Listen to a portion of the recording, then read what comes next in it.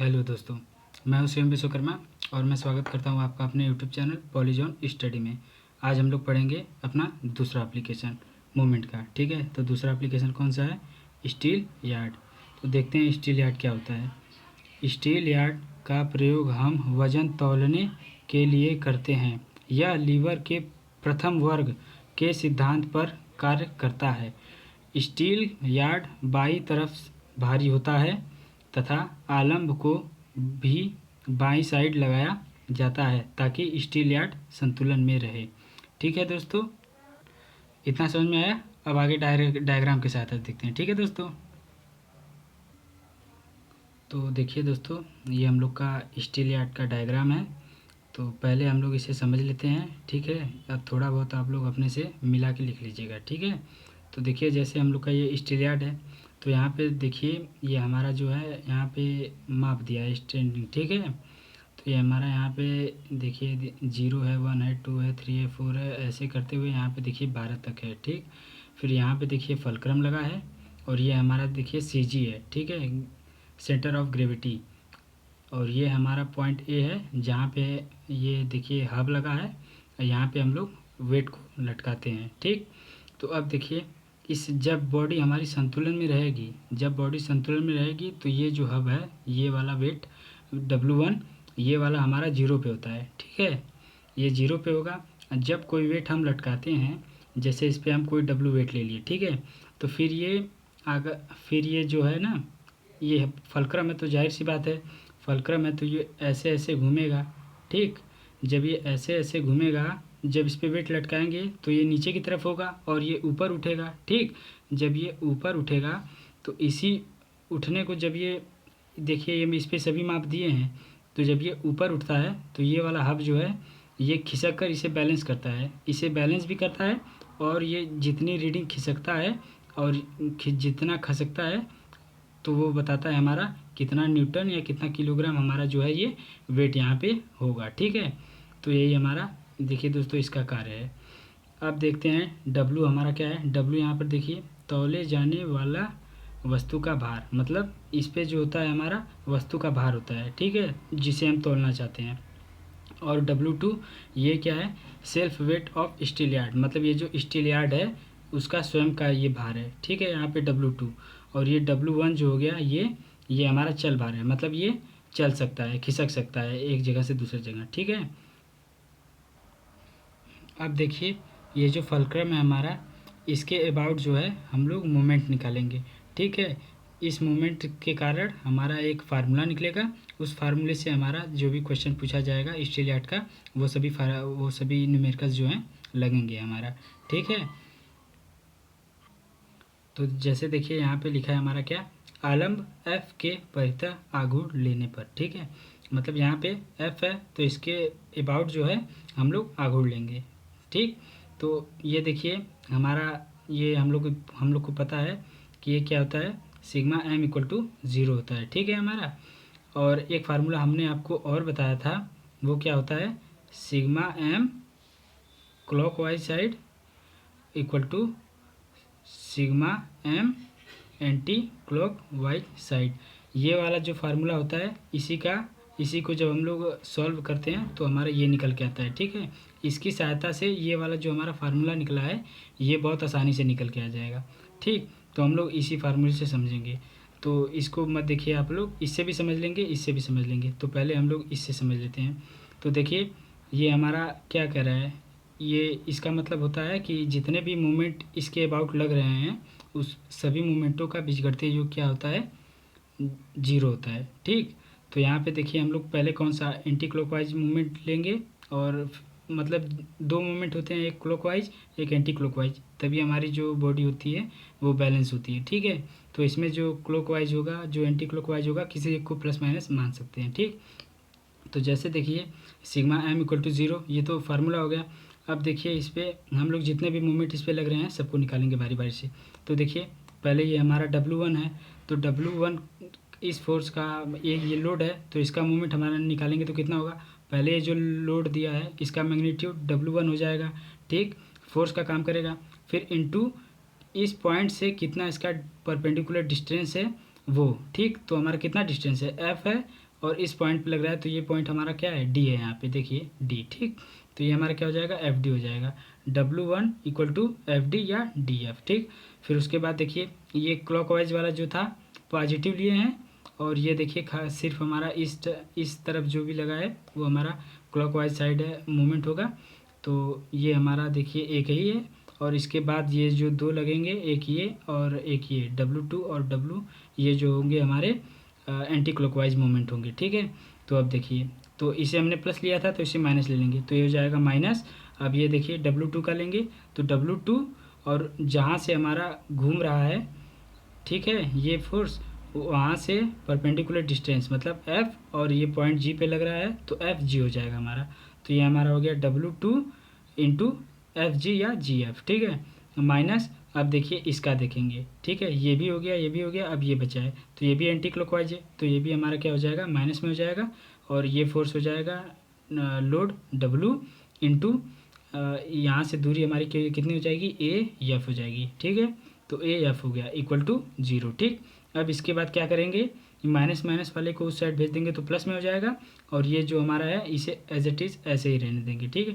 तो ये हमारा हो जाएगा W1 इंटू DF, ये ऐसे ही रहेगा, और इन दोनों को वहाँ पे 75 कर देंगे उस साइड 0 की तरफ, तो इक्वल टू क्या हो जाएगा हमारा, W into AF, W into AF यहाँ पे आ गया, और फिर इसके बाद प्लस W2 इंटू GF, ठीक है। ये हमारा फार्मूला निकल के आ गया, और इसी फार्मूले पे जो है हमारे, इसी फार्मूले पे सभी क्वेश्चंस लगेंगे, ठीक है। तो इस फार्मूले को आपको याद होना चाहिए, और मूवमेंट कैसे निकलता है ये भी आपको पता होना चाहिए, ठीक। और इस वाले फार्मूले में, ये जो फार्मूला है इस वाले फार्मूले में आपको कुछ नहीं करना है, ठीक है। जैसे ये क्लॉकवाइज साइड दे दिया है मूवमेंट आपका, ठीक है। तो क्लॉकवाइज साइड मतलब इस साइड में देखिए ये मूवमेंट जो है ये क्लॉकवाइज साइड घुमाएगा, ठीक है। तो जितने भी क्लॉकवाइज साइड मूवमेंट लगेंगे उन सभी को ले लेंगे, तो हमारा देखिए क्लॉकवाइज साइड जो था एक ही था, तो यहाँ पे क्लॉकवाइज साइड हो गया, इक्वल टू यहाँ पे देखिए एक ये निकला है मूवमेंट, एक ये मूवमेंट निकला है, इक्वल टू क्या है, sigma M anti clockwise movement, ठीक है।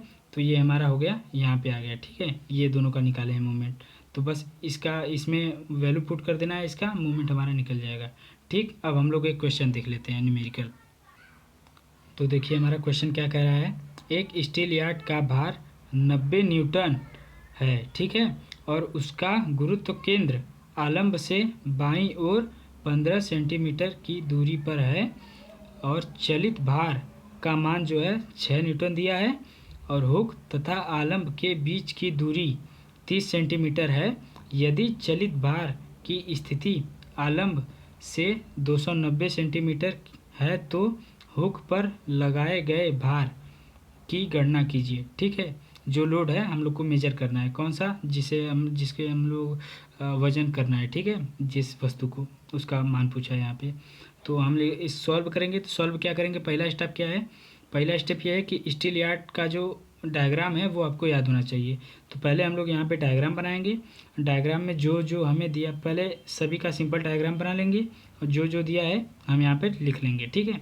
जैसे हम लोग ये देखिए इसका डायग्राम बना लिए, ये ए पॉइंट पे ये W लगा था हमारा, तो हम लोग W लगा लिए, ये CG है इसका पूरा वेट जिस पे काम कर रहा है, सेल्फ वेट, तो ये W2 हो गया हमारा, ये आलम्ब है F, और यहाँ पे सब रीडिंग है, तो डायग्राम में इतना बनाने की जरूरत नहीं है।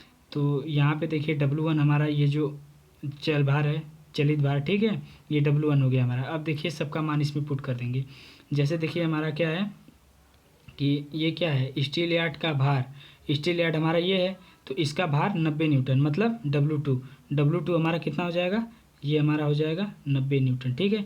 तो यहाँ पे देखिए हम लिखे हैं W2 इक्वल टू 90 न्यूटन, ठीक। अब देखिए क्या कहा है, उसका गुरुत्व केंद्र आलंब से बाईं ओर 15 सेंटीमीटर की दूरी पर है, मतलब इसका गुरुत्व केंद्र जो है बाईं ओर से मतलब इसी साइड से, इस साइड से कितना है, 15 सेंटीमीटर की दूरी पर है, मतलब गुरुत्व केंद्र का और इसके बीच की दूरी जो है 15 सेंटीमीटर है। तो ये हमारा क्या होगा, GF हमारा कितना हो जाएगा, 15 सेंटीमीटर हो गया, ठीक है, इतना समझ में आया। अब इसके बाद देखिए क्या कह रहा है, चलित भार का मान 6 न्यूटन है। चलित भार हमारा कौन सा है, ये चलित भार है, और इसका मान जो दिया है हम लोग का कितना दिया है, 6 न्यूटन, तो ये W1 है, तो W1 इक्वल टू 6 न्यूटन हो जाएगा, ठीक है। तो W1 हमारा कितना हो जाएगा 6 न्यूटन। अब देखिए क्या कह रहा है, हुक तथा आलम्ब के बीच की दूरी 30 सेंटीमीटर है। हुक कहाँ है हमारा, तो ये देखिए हुक और आलम्ब के बीच की जो दूरी है हमारी 30 सेंटीमीटर दिया है, ठीक है। मतलब AF जो है हमारा 30 सेंटीमीटर। तो ये देखिए हुक है जिस पे यही हम लोग को वेट ज्ञात करना है, ठीक है। तो ये हुक हो गया और इसके आलम्ब के बीच की दूरी जो है AF हमारा दे दिया है 30 सेंटीमीटर, ठीक, ये भी दे दिया। अब हम लोग को देखिए सिर्फ पता क्या करना है, W = ये पता करना है, ठीक। और एक और है सर, यदि चलित भार की स्थिति आलम्ब से, मतलब चलित भार ये है ना, इसकी स्थिति बता रहा है, यदि चलित भार की स्थिति आलम्ब से 290 सेंटीमीटर है तो हुक पर लगाए गए भार की गणना कीजिए, ठीक है। मतलब आलम्ब से ये चलित भार है ये आपका, आलम्ब से 290 मीटर जो है FD 290 मीटर इसका डिस्टेंस दे दिया है। FD = क्या होगा 290 सेंटीमीटर, ठीक है। पहला स्टेप हम लोग को डायग्राम बनाना है और जो बातें कही हैं वो हम लोग को दूसरा स्टेप इसमें लिख लेना है, ठीक है। और तीसरा स्टेप हम लोग को यहाँ पे सॉल्व करना है।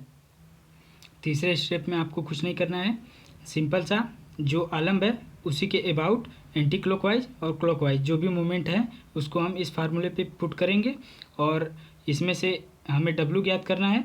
तो देखिए सबका मान हमें मिल गया है, सिर्फ यहाँ पे W बचेगा तो इसका मान हमारा लास्ट में निकल जाएगा, ठीक है। तो जैसे देखिए हमारा क्या हो गया, सिग्मा M = 0। तो यहाँ पे हम लोग पहले देखिए जितने भी मोमेंट है उनको लेंगे, ठीक है। तो पहले देखिए हम W1 को ले रहे हैं, तो W1 ये हो गया हमारा मैग्नीट्यूड, ठीक। फिर इसके बाद ये फोर्स कितने पे लग रहा है, ये लोड जो W1 है वो कितनी दूरी पे लग रहा है, तो देखिए आलम्ब से FD, ठीक है, F और D। तो FD का मान कितना दिया है, यहाँ पे FD का मान दिया है 290, ठीक है, 290 दिया है। तो यहाँ पे हो जाएगा W1 × FD, ठीक। और उसके बाद क्या है, ये तो एंटी क्लॉकवाइज था तो ये तो पॉजिटिव हो जाएगा। अब एंटी क्लॉकवाइज में माइनस लेंगे तो यहाँ पे माइनस हो गया। अब इसका लेंगे तो W2 का, तो W2 इंटू ये डिस्टेंस हो जाएगा इसका FG, ठीक है। तो यहाँ पे FG हो गया। अब ये फोर्स बचा है -W, तो ये W हो जाएगा मैग्नीट्यूड इसका। अब ये इस पॉइंट से आलम की जो है दूरी है परपेंडिकुलर दूरी वो लेंगे, ठीक है। तो ये W हो जाएगा इंटू AF हो गया, ठीक, = 0। अब देखिए इसमें सभी का वैल्यू जो हम लोग को पुट कर देना है। देखिए W1 है तो W1 का मान हम लोग को 6 न्यूटन दे चुका है, ठीक। तो यहाँ पे 6 हो जाएगा इंटू FD का मान यहाँ पे 290 दिया है सेंटीमीटर, तो यहाँ पे 290 हो जाएगा।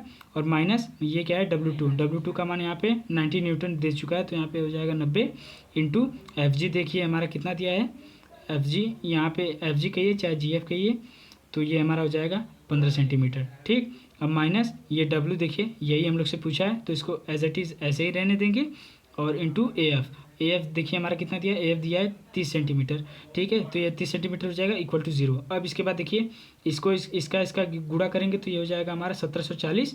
फिर इसका गुणा करेंगे तो ये हो जाएगा हमारा 1350 माइनस इसका ये W और इंटू 30 ऐसे ही रहेगा = 0।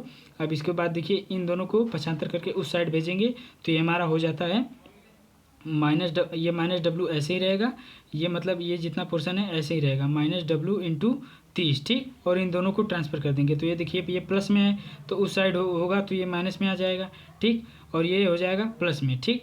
तो इसे हम लोग पहले यहीं घटा लेते हैं। तो इसमें से इतना जब घटेगा तो हमारा 390 आएगा।